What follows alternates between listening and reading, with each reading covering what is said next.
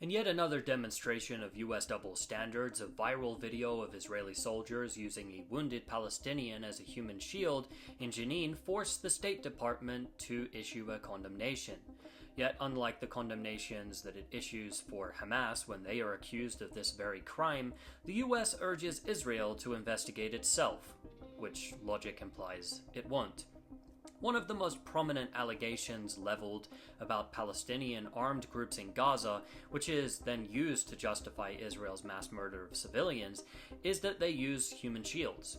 Despite the fact that these claims, which are routinely repeated during every Gaza war, investigations conducted by human rights groups have never found a single case in which Hamas has used a human shield.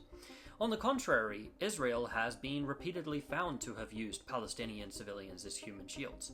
While there have been countless cases, including ones caught on film, of Israeli soldiers using Palestinians as human shields, the last time anyone was punished was in 2010. Two Israeli soldiers, during the 2008-9 war on Gaza, had used a young child as a human shield. Yet, despite risking the child's life, the soldiers were simply given slaps on the wrists. And this was for what the Rome Statute that governs the International Criminal Court considers to be a crime against humanity. In fact, the most punishment dished out to a soldier for criminal conduct during that war was to a soldier who stole a credit card, who was given a 7.5-month prison sentence. On the other hand, an Amnesty International report, which did not shy away from accusing Hamas of committing other crimes during the 2008-9 war, debunked the idea that the group used human shields and did not find any evidence whatsoever.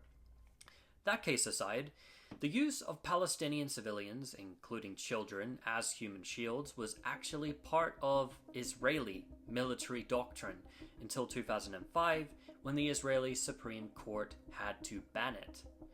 Up until that point, the crime that clearly violates the Geneva Conventions was carried out routinely under what Israel called its neighbor procedure, leading to the deaths of many Palestinians.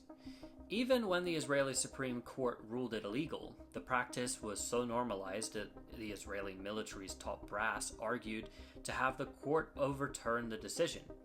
It is therefore not surprising that the Israeli use of human shields continued and was rarely ever punished. To demonstrate just how unreliable the Israeli military and justice system is at punishing their own soldiers for using human shields, providing any reasonable person with the basis to argue that they cannot be trusted to prosecute those involved in, for instance, shooting, beating, and then tying a civilian in Jenin to a military vehicle and using them as a human shield, we don't have to look back far. Also in Jenin, back in early 2022, a 16-year-old Palestinian girl was held at gunpoint by Israeli soldiers who told the girl that she was a terrorist and used her as a human shield. Not only was nothing done about this case, but another incident occurred in Jenin around a week later, also to a man who was used as a human shield.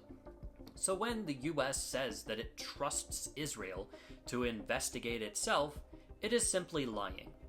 It knows that even in the cases where Israelis murder US citizens like veteran Al Jazeera journalist Shirin Abu Akleh, an American citizen, there was never anyone held accountable for that crime, and the State Department even released a report at the time containing multiple contradictions in order to provide Israel with the cover it needed to do nothing.